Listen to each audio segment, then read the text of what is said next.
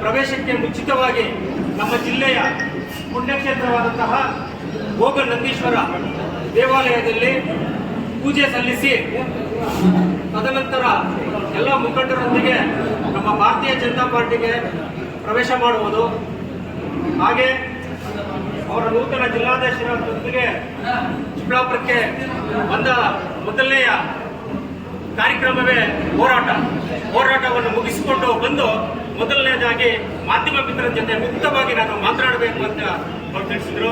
ಅದರಂತೆ ನಾವೊಂದು ಈ ಒಂದು ಪತ್ರಿಕಾಗೋಷ್ಠಿಯನ್ನ ಇವತ್ತು ಕರೆದಿದ್ದೇವೆ.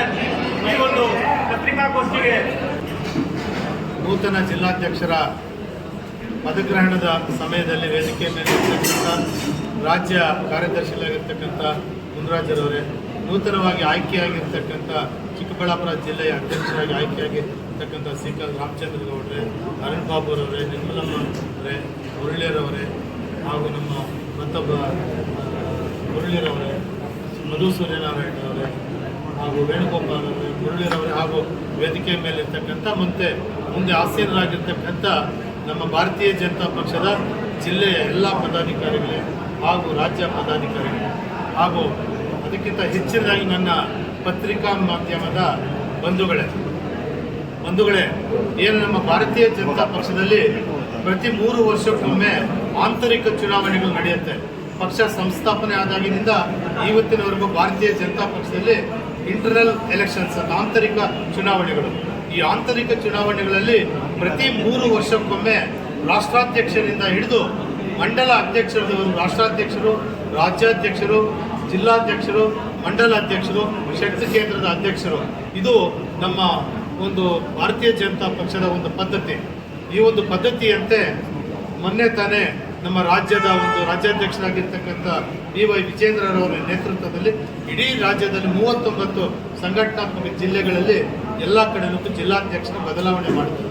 ಆ ಸಮಯದಲ್ಲಿ ನಮ್ಮ ಚಿಕ್ಕಬಳ್ಳಾಪುರ ಜಿಲ್ಲೆಯಿಂದ ಸುಮಾರು 4-5 ಜನ ಅಭ್ಯರ್ಥಿಗಳು ಕಾಂಪಿಟೇಷನ್ ಇದ್ದರೂ ಕೂಡ ಶ್ರೀಕಾಂತ್ ರಾಮಚಂದ್ರ ಗೌಡರನ್ನ ಅಭ್ಯರ್ಥಿಯಾಗಿ, ಅಂದರೆ ನಮ್ಮ ಜಿಲ್ಲಾಧ್ಯಕ್ಷರನ್ನಾಗಿ ಮುಂದಿನ ಒಂದು ಟರ್ಮ್ಗೆ ಅವ್ರನ್ನ ಆಯ್ಕೆ ಮಾಡಿದರು.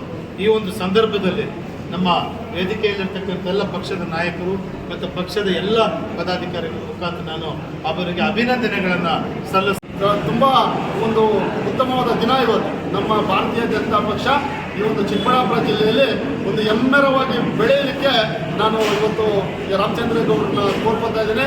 ಒಳ್ಳೆಯ ಉತ್ತಮವಾದ ಒಂದು ಆಫೀಸನ್ನು ಕಟ್ಟಬೇಕು. ಯಾಕೆಂದರೆ ನಮಗೆ ಕಚೇರಿ ಇಲ್ಲ. ಇಡೀ ರಾಜ್ಯದಲ್ಲಿ ಎಲ್ಲ ಜಿಲ್ಲೆಗಳಲ್ಲಿ ಕಚೇರಿಗಳಿದೆ, ಸ್ವಂತ ಕಚೇರಿ ಕಟ್ಟಡಗಳಿದೆ. ಆ ಒಂದು ಕಚೇರಿಯನ್ನು ಅವರ ನೇತೃತ್ವದಲ್ಲಿ ಕಟ್ಟಬೇಕು. ಈ ಒಂದು ಜಿಲ್ಲೆಯಲ್ಲಿ BJPನ ಕಟ್ಟಿ ಬೆಳೆಸಬೇಕು ಅಂತ ಹೇಳ್ತಾ ನಾನು ಈ ಸಂದರ್ಭದಲ್ಲಿ ಅವ್ರಿಗೆ ಮನವಿ ಮಾಡ್ತಾ ಇದ್ದೀನಿ. ಚಿಕ್ಕಬಳ್ಳಾಪುರ ಹೆಬ್ಬಾಗಲಾಗಿರ್ತಕ್ಕಂಥ ಭೋಗನಂದೀಶ್ವರನ ಆಶೀರ್ವಾದ ಪಡ್ಕೊಂಡು ಜಿಲ್ಲೆಯ ಜವಾಬ್ದಾರಿ ಜಿಲ್ಲಾಧ್ಯಕ್ಷರಾಗಿ ಇವತ್ತು ಏನು ಮೊದಲನೇ ದಿವಸ ಚಿಕ್ಕಬಳ್ಳಾಪುರಕ್ಕೆ ಬಂದಿರತಕ್ಕಂಥ ವಿಶೇಷ ಪತ್ರಿಕಾ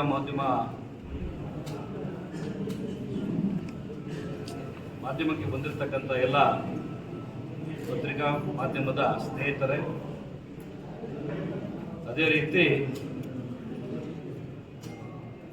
ದೇವಸ್ಥಾನದ ಪೂಜೆ ಮಾಡಿ ಪ್ರತಿಭಟನೆ ಮಾಡಿ ನಮ್ಮ ಜೊತೆಗೆ ಹೆಗಲಿಗೆ ಹೆಗಲು ಕೊಟ್ಟುಕೊಂಡು ಜಿಲ್ಲಾ ಅಧ್ಯಕ್ಷರು ಮಾಡಬೇಕು ಅಂತ ಒಕ್ಕಲಲ್ಲಿ ಹೇಳಿರ್ತಕ್ಕಂಥ ನಮ್ಮ ಎಲ್ಲ BJPಯ ಮುಖಂಡರು ನಮ್ಮ ಜೊತೆ ಇವತ್ತಿದ್ದಾರೆ. ಇಲ್ಲಿ ಈ ಒಂದು ಕರ್ನಾಟಕದಲ್ಲಿ BJPಯ ಪಕ್ಷದ ಸಂಘಟನೆಯ ಕಾರ್ಯಕ್ರಮಗಳಲ್ಲಿ ಏನು ಒಂದು 10 ಜಿಲ್ಲೆಯಲ್ಲಿ ಘೋಷಣೆ ಆಗಿರಲಿಲ್ಲ. ನಮ್ಮ ಜಿಲ್ಲೆ ಘೋಷಣೆ ಆಗಿತ್ತು. ಘೋಷಣೆಯಲ್ಲಿ ಏನು ಸ್ವಲ್ಪ ಗೊಂದಲ ಇತ್ತು. ಅದಕ್ಕೆ ಎಲ್ಲ ಇವತ್ತು ನಮ್ಮ ರಾಜ್ಯ ನಾಯಕರು ಹಾಗೂ ನಮ್ಮ ಎಲ್ಲ ಒಂದು ಜಿಲ್ಲೆಯಲ್ಲಿರ್ತಕ್ಕಂಥ ಮುಖಂಡರು ಇವತ್ತು ಅದಕ್ಕೆ ಒಂದು ಉತ್ತರ ಕೊಟ್ಟು ಇವತ್ತು ನನ್ನನ್ನು ಜಿಲ್ಲಾಧ್ಯಕ್ಷನಾಗಿ ಆಯ್ಕೆ ಮಾಡಿದರೆ ಅವರಿಗೆ ಧನ್ಯವಾದಗಳನ್ನು ಹೇಳ್ತೀನಿ.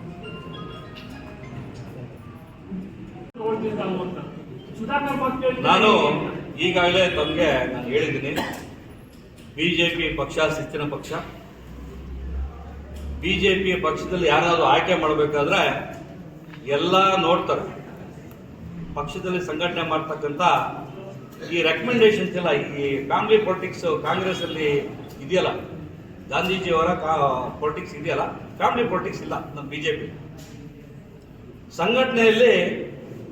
ತಳಮಟ್ಟದಿಂದ ಹೋಗಿರ್ತಕ್ಕಂಥವ್ರು ಫಸ್ಟ್ ಟೈಮ್ ಆಗಿರೋ MLA ಕೂಡ CM ಮಾಡಿರ್ತಕ್ಕಂಥದ್ದು ಉದಾಹರಣೆ ಇದೆ. ಯಾರು ಸಂಘಟನೆಯಲ್ಲಿ ಒತ್ತು ಕೊಡ್ತಾರೆ, ಯಾರು ಸಂಘಟನೆ ಕಟ್ಟಕ್ಕೆ ಶಕ್ತಿ ಇದೆ, ಯಾರು ಆಸಕ್ತಿ ಇದೆ, ಅದನ್ನು ಮಾಡ್ತಾರೆ ಹೊರತು ರೆಕಮೆಂಡೇಶನ್ ಅಲ್ಲಿ ಮಾಡಲ್ಲ. ಸಂಘಟನೆ ಕಟ್ಟುವಂತ ಇದು ಚೈತನ್ಯ ಇರಲಿಲ್ವಾ ಅಂತ ನಾನು ಹೇಳ್ತಕ್ಕಂಥದ್ದು, ಮಾಡ್ತಕ್ಕಂಥ ಇಲ್ಲಿರ್ತಕ್ಕಂಥ ಎಲ್ಲ ಕೆಲಸ ಕಾರ್ಯಗಳಲ್ಲಿ ನೀವು ತೊಡಸ್ಕೋಬೇಕು, ಮಾಡಬೇಕು ಅಂತ ಮಾಡಿರ್ತಕ್ಕಂಥದ್ದು ಇತ್ತು, ಮಾಡಿದ್ದಾರೆ. ಸಂದೀಪ್ ರೆಡ್ಡಿ ಅವರು ಏನು ಅವ್ರಿಗೆ ಘೋಷಣೆ ಮಾಡಿರ್ತಕ್ಕಂಥದ್ದು ಏನು ತಾರತಮ್ಯ ಆಗಿದೆ ಅದನ್ನ ಮಾಡಿರ್ತಕ್ಕಂಥದ್ದು ಮತ್ತೆ ಅಳೆದು ತೂಗಿ ಎಲ್ಲಿ ತಪ್ಪಾಗಿದೆ ಕರೆಕ್ಟ್ ಮಾಡಬೇಕು ಅಂತ ಮಾಡಿ ಇವತ್ತು ಏನು ನಾನೆಲ್ಲ ಏನು ಕೆಲಸ ಮಾಡ್ಕೊಂಡು ಬಂದಿದ್ದೀನಿ ನಿಮ್ಗೆಲ್ಲ ಗೊತ್ತಿರಬೇಕು. ನನಗೂ ಒಂದು ಮೋದಿಜಿಯವರ ಒಂದು ನಡ್ಡಾಜಿಯವರ ಆಜ್ಞೆ ಮೇರೆಗೆ ಮೆಂಬರ್ಶಿಪ್ ಮಾಡ್ಬೇಕಂತಕ್ಕಂಥದ್ದು ಏನು ಕೊಟ್ಟಿದ್ರು ನಮ್ಮ ಸಿಸ್ಟಮ್ ಏನಿದೆ ಅದು ಸುಮ್ಮನೆ ಯಾರು ಬುಕ್ಕನ್ನು ಬದ್ ಕಳ್ಸಕ್ಕಂಥದ್ದಲ್ಲ, ಹಳೆ ಕಾಲ ಅದಲ್ಲ. ಈಗ ಡಿಜಿಟಲ್ ಅಲ್ಲಿ ಟೆಕ್ನಾಲಜಿಯಲ್ಲಿ ಏನು ಆಪ್ ಕೊಟ್ಟಿದ್ರು, ಒಬ್ಬೊಬ್ಬರ ಮನೆಗೆ ನಾನು ಹೋಗಿದ್ದೆ, ಕಾಂಗ್ರೆಸ್ಸರೇ ಇರ್ಬೋದು, ಕಾಂಗ್ರೆಸ್ ಅವರು ಕೂಡ ಆಸಕ್ತಿ ಇದೆ, ಮೋದಿ ಮೇಲೆ ಭ್ರಮೆ ಇದೆ. ಇಲ್ಲಿ ಸುಮ್ಮನೆ ನಮ್ಮ ಇಲ್ಲಿರ್ತಕ್ಕಂಥ ಲೋಕಲ್ ಅಲ್ಲಿ ಇರ್ತಕ್ಕಂಥವ್ರು ಈ ಕಾಮಾಲೆ ಕಣ್ಣಲ್ಲಿ ಕೂತಿರ್ತಕ್ಕಂಥವ್ರಿಗೆ ಪ್ರಾಬ್ಲಮ್ ಆಗಿದ್ದು. ಮೋದಿಜಿ ಅವರ ಪಕ್ಷ BJP ಪಕ್ಷ ಅಂದಿದ ತಕ್ಷಣ ನನಗೆ 56,000 ಮೆಂಬರ್ಸು. ನಾನು 3 ತಿಂಗಳು ಊರಿಗೂ ಹೋಗಿದ್ದೀನಿ, ಬೂತ್ಗೂ ಹೋಗಿದ್ದೀನಿ, ನಾನು ಮಾತಾಡಿದ್ದೀನಿ. ಫೋನ್ ನಂಬರ್ ಕೊಟ್ಟು ಅವ್ರು ಮಾಡಿ ಮೆಂಬರ್ಶಿಪ್ ಮಾಡಬೇಕಾದ್ರೆ ಅವ್ರು ಯಾರು ಕೆಲವರಷ್ಟೇ ಯಾರಿಗೆ ಕಾಂಗ್ರೆಸ್ ಅಲ್ಲಿ ಇರ್ತಕ್ಕಂಥದನ್ನ ಬಳಸ್ಕೊಂಡು ಬದುಕಬೇಕನ್ನೋರು ಮಾತ್ರ ಕೊಟ್ಟಿಲ್ಲ. ಆದರೆ ಎಲ್ಲರ ಒಂದು ಯುವಕರು ಕೊಟ್ಟಿದ್ದಾರೆ, ಮಹಿಳೆಯರು ಕೊಟ್ಟಿದ್ದಾರೆ, ವಯಸ್ಸಾಗಿರ್ತಕ್ಕಂಥವ್ರು ಅಷ್ಟು ಜನ ಕೂಡ ಮೆಂಬರ್ಶಿಪ್ ಮಾಡಿದ್ದಾರೆ. ಹಂಗಾಗಿ BJP ಗಟ್ಟಿಯಾಗಿ ರಾಷ್ಟ್ರದಲ್ಲಿ ಇರೋದ್ರಿಂದ ಇಲ್ಲಿ ಆಶೀರ್ವಾದ ಮಾಡಬೇಕು ಅಂತ ಜನಕ್ಕೂ ಮನೆ ಭಾವನೆಯಲ್ಲಿದೆ. ಈಗ ಅವ್ರನ್ನ ಪಕ್ಷಕ್ಕೆ ಯಾವ ತರ ನೀವು